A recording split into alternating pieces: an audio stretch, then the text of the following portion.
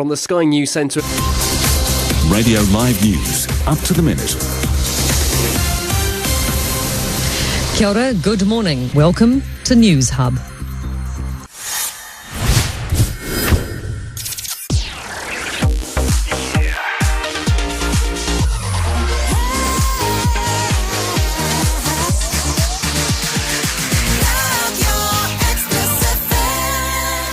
Welcome to the programme. So can you give us some examples for some of the common problems businesses have faced when attempting to implement a testing programme, first of all?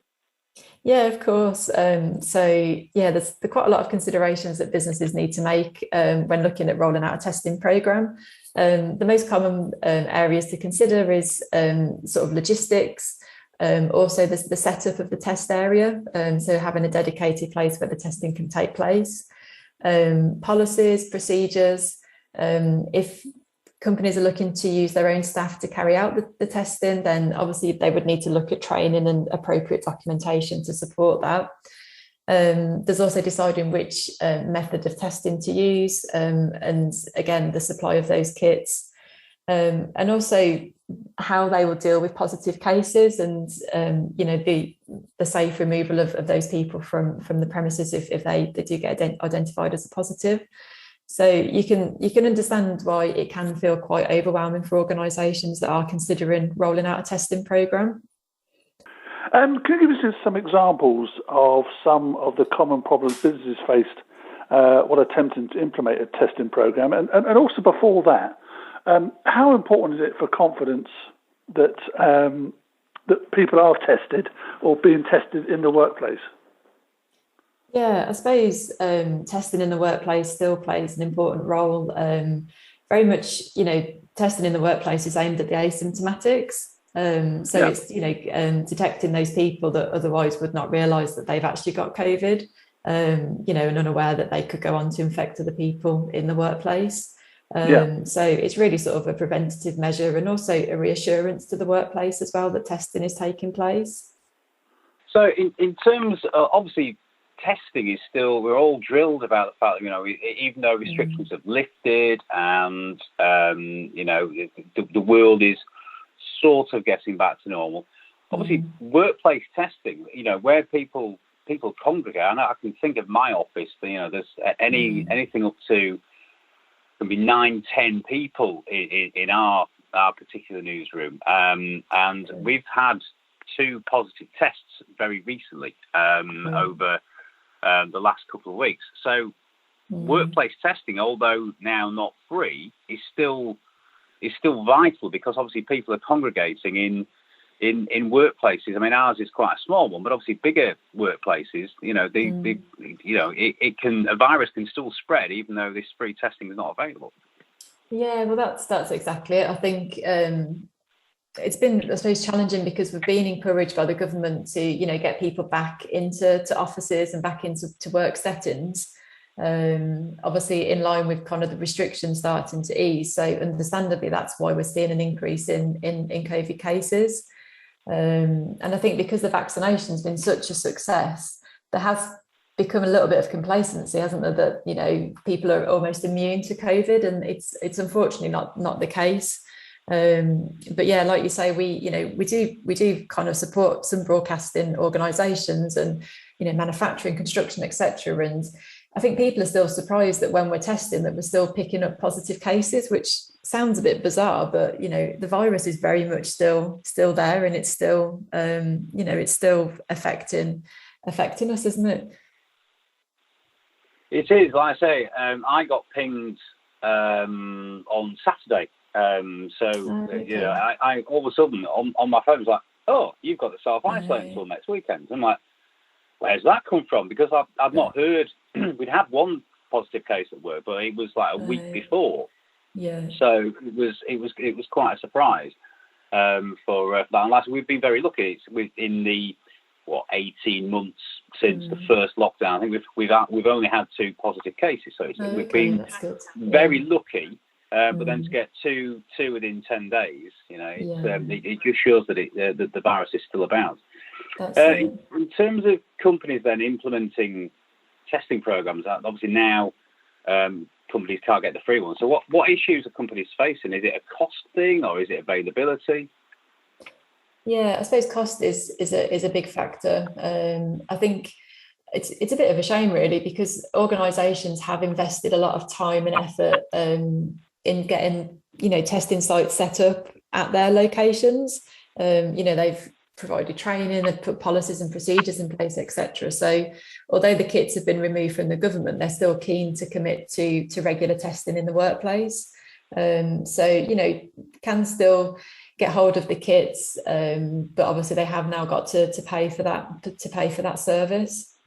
Before we get on to the testing aspect in a moment, are you able to, first of all, give some examples of some of the problems that businesses have faced trying to navigate their way through and implement a testing program?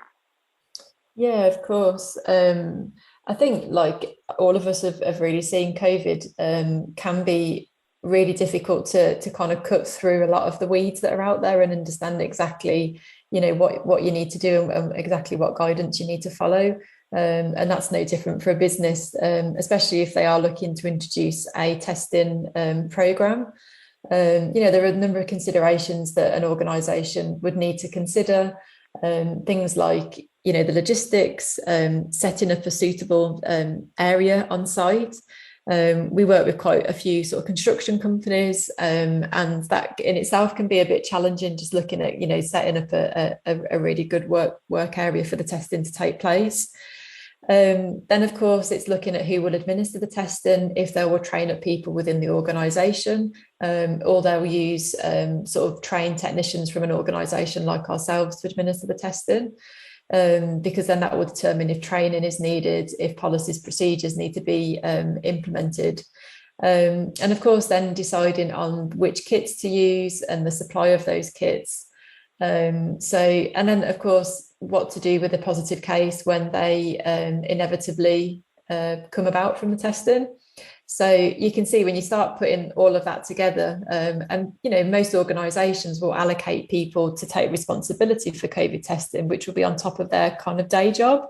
You can understand why it can feel a little bit overwhelming and sort of not quite sure where to start with it all.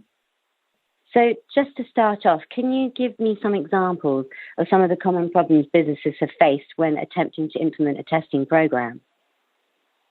Yeah, so I think for businesses, it can feel quite overwhelming when they are looking to roll out a testing program in the workplace. So some of the common problems can include the logistics, setting up the site testing area, also looking at their policies, procedures, training of any staff that might be administering the testing, also considering which testing kit is best for them to use and the supply of those kits. And of course, dealing with any positive cases that will inevitably come out of the testing. So you can understand as an organisation, with most people doing this on top of their sort of normal day job, it can feel a little bit sort of in a bit of a minefield, really. So can you give some examples of some of the common problems businesses have faced when attempting to implement a testing program?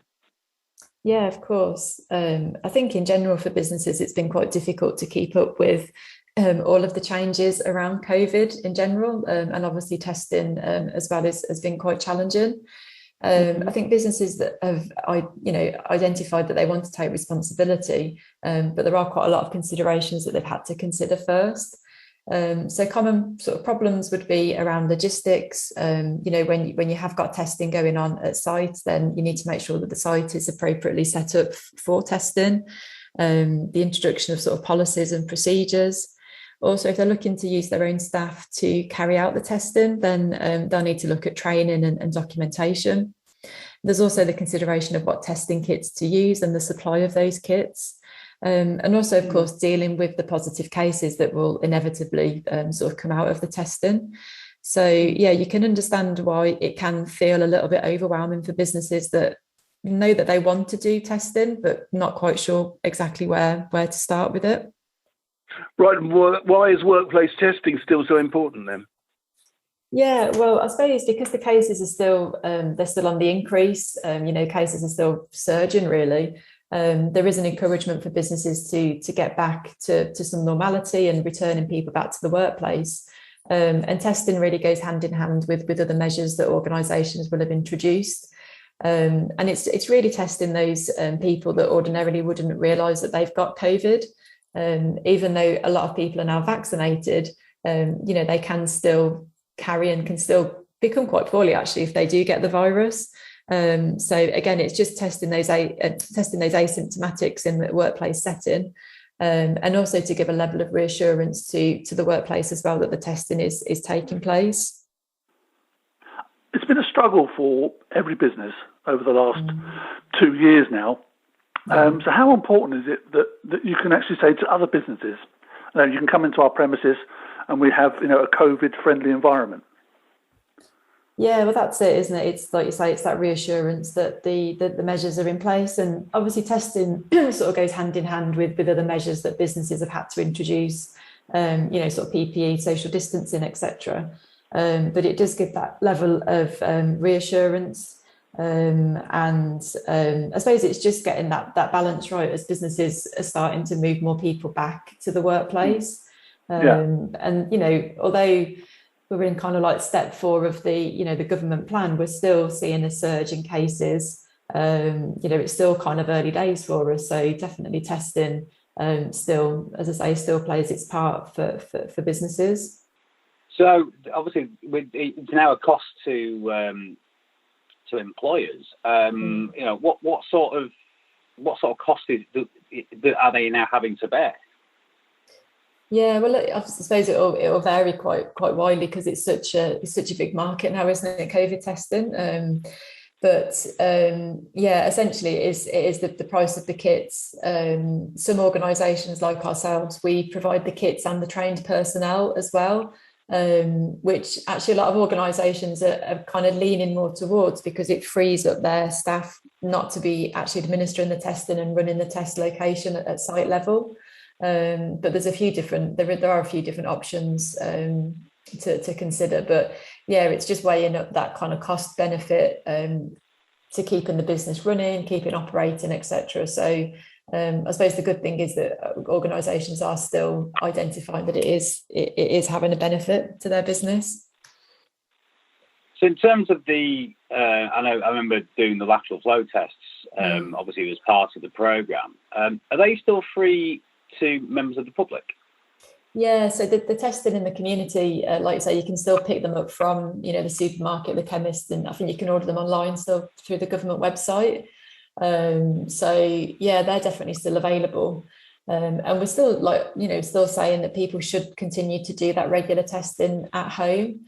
I think where it becomes a bit challenging for businesses, especially those that have been running a testing programme, is that if they just push it to individuals to do their own testing, they've got no visibility of if that's happening. Obviously, they don't know what results are being obtained, etc. So they kind of lose that central management of the whole regime, which obviously comes with its own challenges. Then, yes, absolutely, and of course, what gives this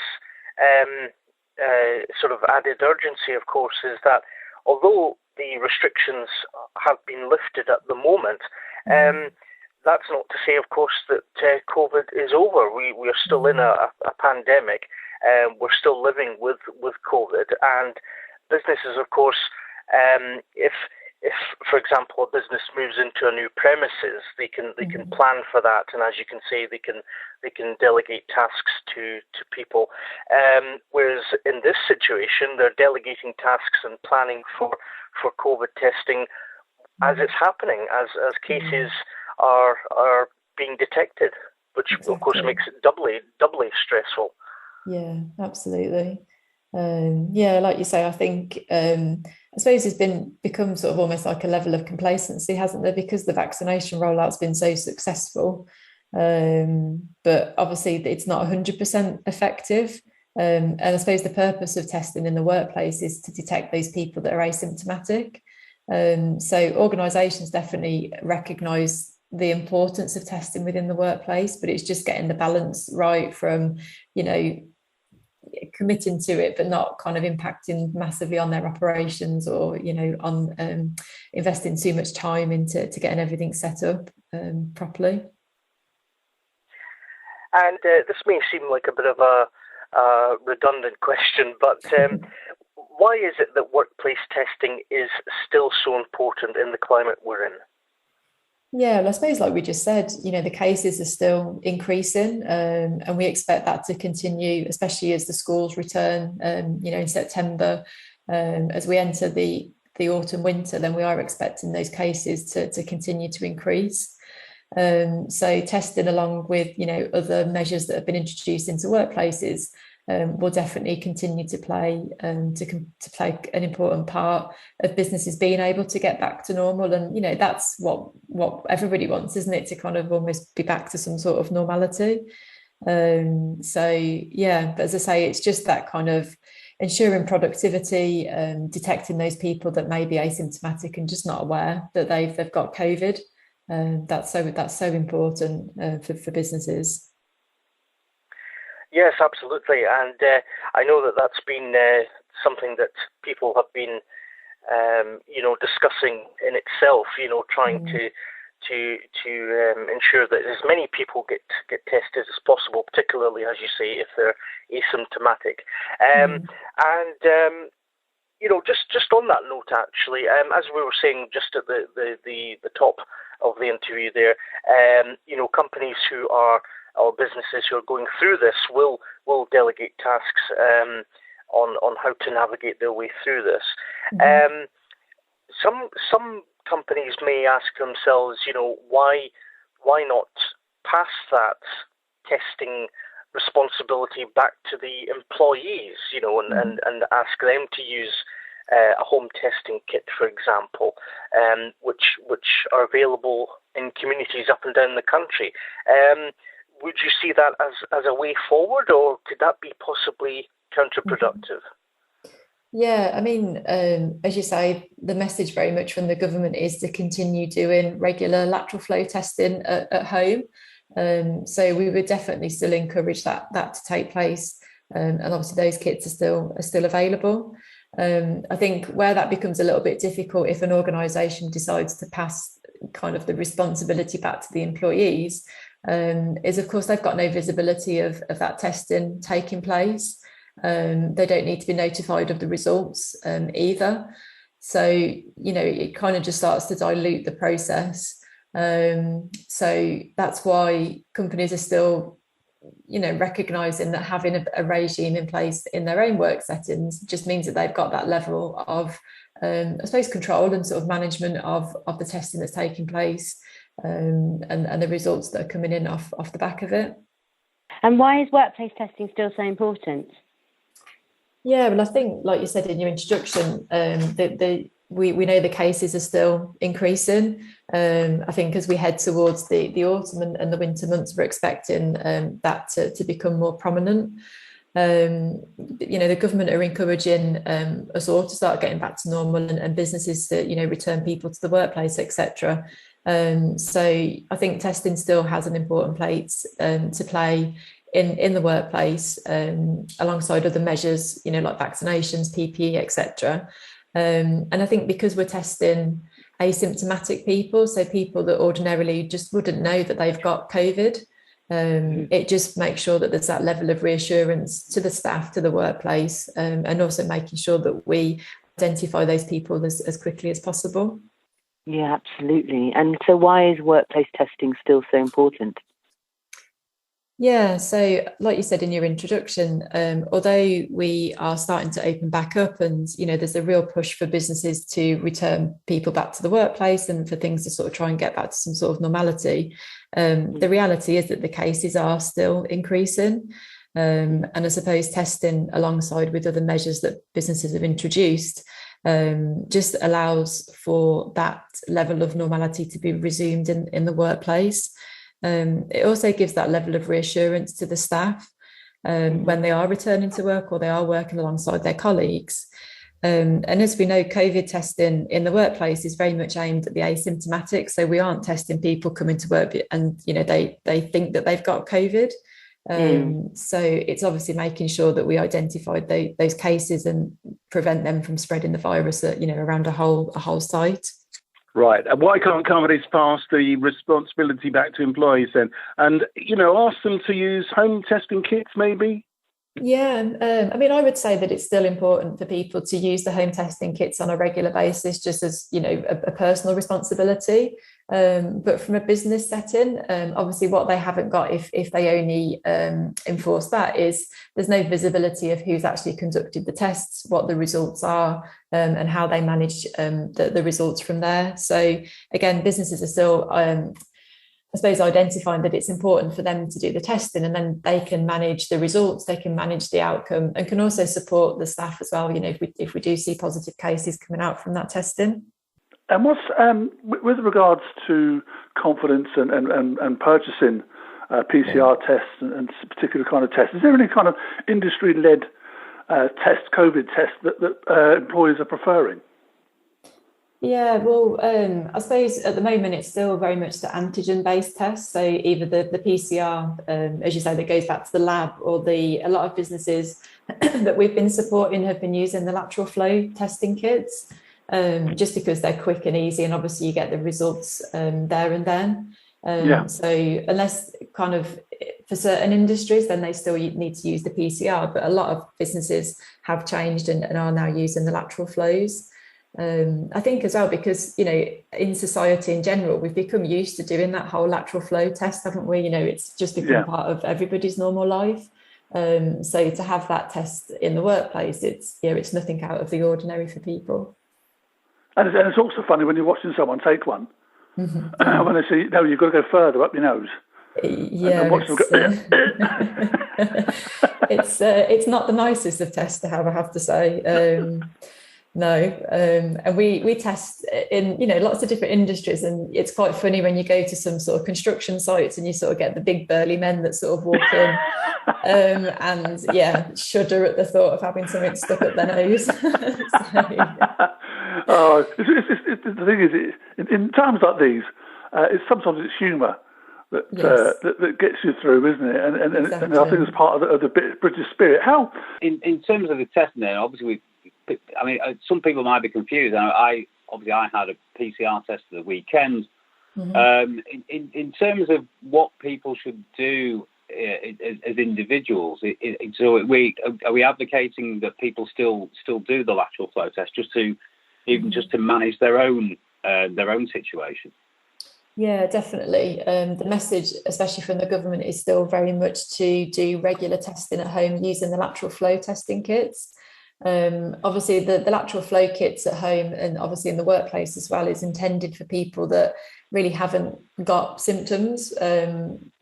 It's there as a deterrent. It's there, to detect those people that may be asymptomatic and would ordinarily just, be working and not aware that they've got COVID and passing it on to others.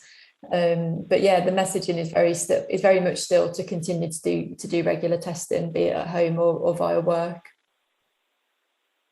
Yes, and just staying with that issue of testing, I think it's possibly fair to say that even though we've come so far since COVID, reached the UK and cases started to rise, there is still a lot of confusion and confusing information about testing and the type of tests available, as well as how reliable some of these tests can be. It seems to be that in the news we occasionally see stories about whether some test kits are actually doing the job they're meant to, etc. Are you able to give a simplified version of what that all means? Yeah, as you say, it can be really confusing, and the media, you could read a story about testing and get sort of 3 or 4 different different interpretations of the message. We also support with travel testing as well for COVID, and that in itself can just be so confusing for people just looking to get abroad. But essentially from a testing point of view, antigen testing is still kind of the main the main method that's used. PCR, I would say, still seen as the gold standard. So this is the test that will go back to the laboratory for analysis, and obviously the results come through normally now within about 24 hours, if not quicker. The lateral flow testing kits, again, is an antigen-based test, but provide on-site results. So it's quick, it's easy. And as we said before, it's a relatively cost-effective option for businesses as well, where you haven't got the expense of a lab test. There's some exciting developments. So we are aware that saliva testing is likely to be approved in the coming months, which is great, actually. I think we all acknowledge that having a PCR or antigen-based test is not the most pleasant of things to go through. So having something a little bit less invasive come to market will very much be welcomed by all of us, and definitely organisations as well looking to introduce testing. So yeah, I think at the moment you know it's the antigen-based tests, but it's just the methodology I think will continue to adapt and change over the coming months, which is quite exciting to see. Absolutely. And why can't companies pass the responsibility back to employees, like ask them to use the home testing kits, which are available in the community? You know, you can pick them up in quite a few places. Yeah, definitely. I mean, I would say that we still sort of have a personal responsibility to continue to do that testing at home on a regular basis. I suppose where it becomes more difficult for businesses is how they manage that, if that is their approach. Obviously, they've got no visibility of the tests that are taking place, or the results either. You're kind of reliant on that individual letting the organisation know. And I think that's probably the main reason why businesses are still taking the responsibility of offering testing within their workplace settings. You know, they can manage the results, they can manage the process. And again, it's that reassurance as well for the staff. Absolutely. And so why can't companies just pass the responsibility back to employees and ask them to use, you know, the home testing kits, which are already available in the community? Yeah, so I think, to be honest, I think it's still important that people do the testing, you know, at home on a regular basis. I suppose from a business point of view, it's how they manage that. Obviously, there's no expectation for employees to let their organisation know that they are testing or what the results are. So of course, if businesses are managing it themselves, they've got visibility of, you know, who's been tested, what the results are, and they can offer guidance and support to those employees as well. So I suppose it just comes down to the management of the testing at a workplace level. There's a lot of confusion still about different types of tests and you know, results and things and their reliability. Can you just maybe simplify some of this for us? Yeah, so I suppose at the moment we're still typically using antigen-based tests. So there's the PCR, which is the lab-based test where the samples go back for confirmation there. A lot of organisations are now using the lateral flow testing kits, which is still an antigen-based test, but it just, as you know, gives an on-site result. It's quite quick, it's quite easy. People are quite familiar with the process. So those are the two sort of methods that are typically used. There are some exciting developments, actually. So we are expecting a saliva test to be approved at some point towards the back end of the year, which I think will be welcomed by a lot of people that, you know, find the current method quite unpleasant and quite uncomfortable. How have you found people's working conditions and people have adapted to being in a working environment during these times? Yeah, I think, like you say, I think we've all had to adapt in our own ways, in our own sectors, haven't we? We were kind of thrown in this quite quickly, and you know, we've all had to adapt at speed. But I think generally, you know, the companies that we're supporting, it goes hand in hand with everything else that they've had to introduce. And I think we're just all in that position now where we just want to get back to some sort of normality. But I think the measures like COVID testing and other such measures, then they are going to be around for some time to come still. And I think people have just accepted that is how it is. That's the key thing. I think you mentioned the fact that a lot of people can be asymptomatic and still have the virus. You know, obviously the vaccine rollout has gone really well. You know, many, you know, millions of people have now had both doses of the vaccine. I've had my 2 doses for about 3 months now. I think my last one was in May. So, but obviously the important thing is for people to keep testing, because even though the vaccine protects, it's not a 100%. It's not 100% efficacy. So it's very important. So obviously the rules changed on Monday.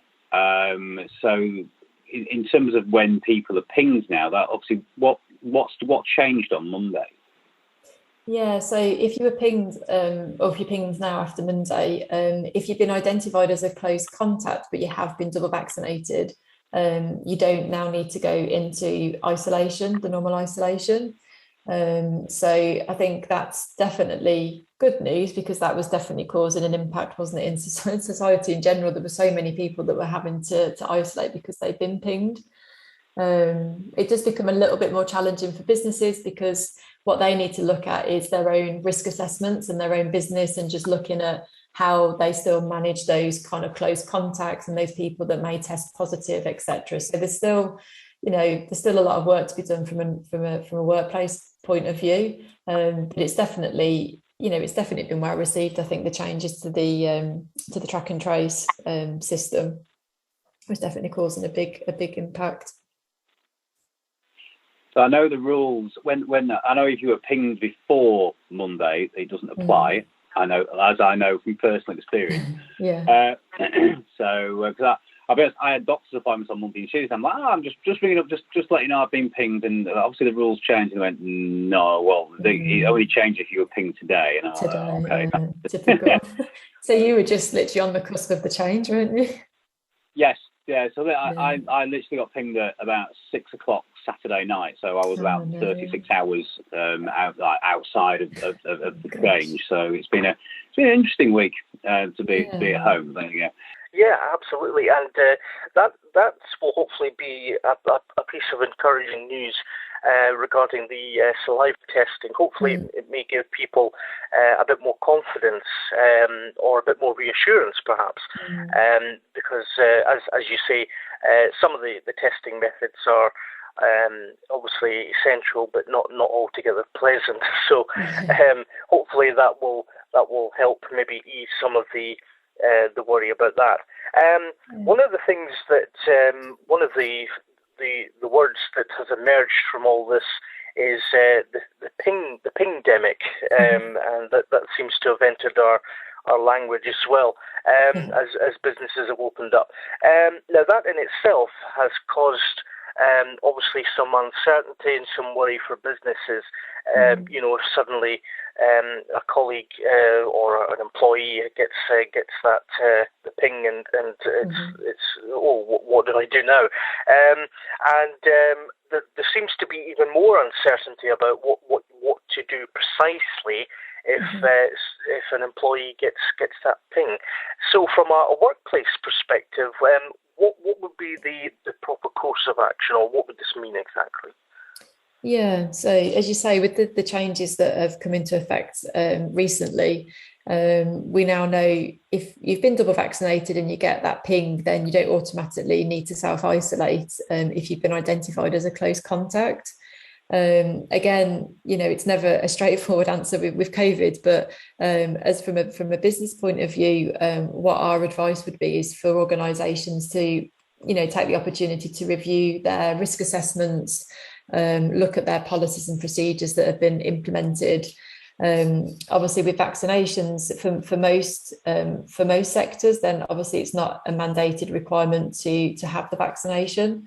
And it can be a bit of a grey area about asking employees to declare to work, if you have been vaccinated, and how you store that information and what you do with that information. So it sometimes, it's a good news story, and it definitely is. But from a business point of view, it just almost uncovers more questions and more kind of uncertainty that needs to be addressed. And obviously, every business is different and their risks are different. So I would say, I'd encourage businesses to, take the opportunity to look at their risk assessments and see if anything there needs to be updated because of the recent changes, and make sure the communication is still open with employees as well.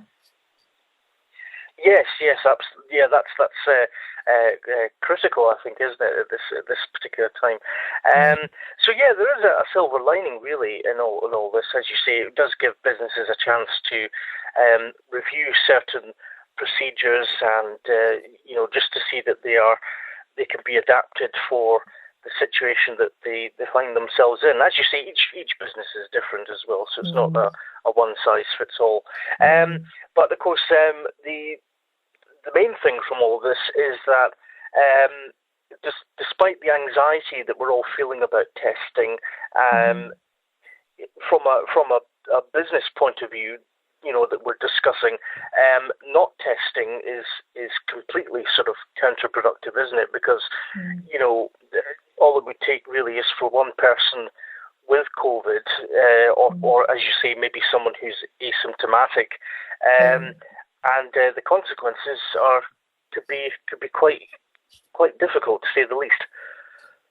Yeah, absolutely. The impact, and it doesn't really matter the size of the organisation. If you get a COVID case in an office, or in a group of people that are working together, say on a manufacturing line, etc., then the impact could be quite significant for that business and their operations. And all businesses are trying to get back to some level of normality and recovery after the last 18 months.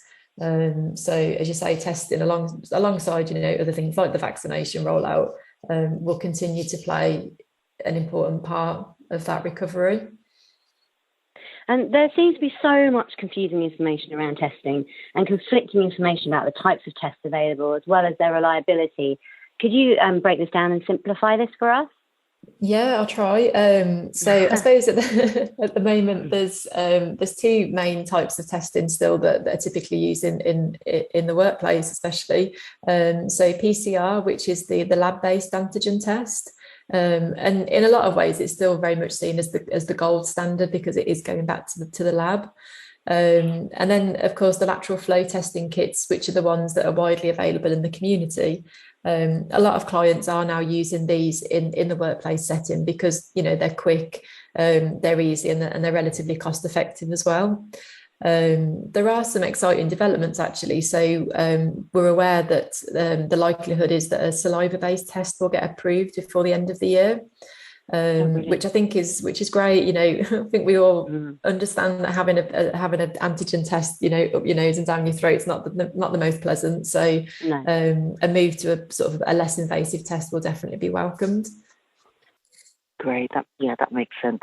So I know there seems to be a lot of confusing information around testing and conflicting information about the types of tests available and as well as their reliability. Can you just simplify this a bit for us? Yeah, of course. As you say, it's testing in general can be a bit of a minefield. Also, kind of when and how to test. As we sit here currently now, the two main methods that are used are antigen-based tests. So PCR, which is still really seen as the gold standard. So this is the one where typically it will go back to the laboratory for confirmation. Then we've got the lateral flow testing kits. So these are the kits that are available in the community. And, a lot of our clients have chosen to roll with the lateral flow because it's quick and it's easy and it's familiar for people that they're used to having those tests carried out. There's also some exciting developments as well. So we are expecting a saliva-based test to become approved as we head towards the autumn, which is great news. I think we all know that it's not the most pleasant of tests to have. So having something more kind of less invasive like a saliva-based test would definitely be a good move, and I think welcomed by a lot of people. Absolutely. So following recent changes, there seems to be even more uncertainty about what to do if you get pinged. From a workplace perspective, what does this mean? Yeah, so I suppose there's no kind of hard or straight answer that will cover every business, because obviously each business will have their own set of risks and associated sort of risks associated to their work. Essentially, the changes mean that those that are fully vaccinated, double vaccinated, don't need to isolate if they've been identified as a close contact. However, from a workplace point of view, there's a lot of considerations around that, just to make sure that their workplaces do remain safe for their employees. We would be advising our clients to look at things like a vaccination policy. Again, similar to testing, there isn't really in a lot of organisations a mandatory requirement for businesses to ask and collate that information of individuals if they have chosen or not chosen to have the vaccine. So vaccination policy can be quite useful. As I said before, risk assessments as well. So each business will have their own set of risks, and even if somebody has been identified as a close contact, that business will need to make that decision if that person is okay to continue to work. As I say, there's a lot of considerations, and I think, like most things with COVID, there's never a straightforward answer. Of course. But I suppose it's just making sure that businesses have really considered their risk assessments and their associated policies. Where do we go for more information? Yeah, so you can visit our website, which is medical-health.com, and there's a section on there specifically talking about COVID testing. It's been lovely to talk to you, Joe. Thank you ever so much indeed. If people want to find out more about this and about the services that you provide, where can they go? Yeah, so if you want to visit our website, which is medical-health.com, there's a link on there specifically talking about COVID testing and the services that we provide. In terms of your services, where obviously businesses are still looking to get a regime in place, where can they find out more information? Yeah, so they can visit our website, which is hktesting.co.uk. So if they go there, they'll be able to see basically the services that we offer and some advice and support links as well. And finally, if there's anyone who's in business or would simply like to follow up on what we've been discussing, there is a web link people can go to, isn't there? Yeah, so people can click on the website link, which is hktesting.co.uk, and that will take them through to the page specifically talking about our COVID testing services. Okay, that's great to know. So following recent changes, Joe, there seems to be even more uncertainty around what to do if you get pinged. From a workplace perspective, what does this mean? Yeah, I suppose like everything with COVID, there's no straight answer that I could give that would cover every business. I think, as we all know, if we have been double vaccinated and get pinged by track and trace, then we don't have to isolate, if we've been in that close contact. However, from a business point of view, it's still down to the individual organisations to assess the risk within their own organisation and their own operations. So I would be sort of encouraging businesses to review, their risk assessments, just making sure that they're still fit for purpose following the recent changes that have been announced. Obviously, businesses can't make vaccinations mandatory, or most businesses can't make vaccinations mandatory. So it's just considering, again, their vaccination policies and just how they continue to manage COVID from a workplace perspective, because it is challenging, it is confusing for a lot of people. And where can listeners go for more information? Yeah, so you can visit our website, which is medical-health.com, and there's a section there specifically talking about COVID testing, so they can find out more information on that link there.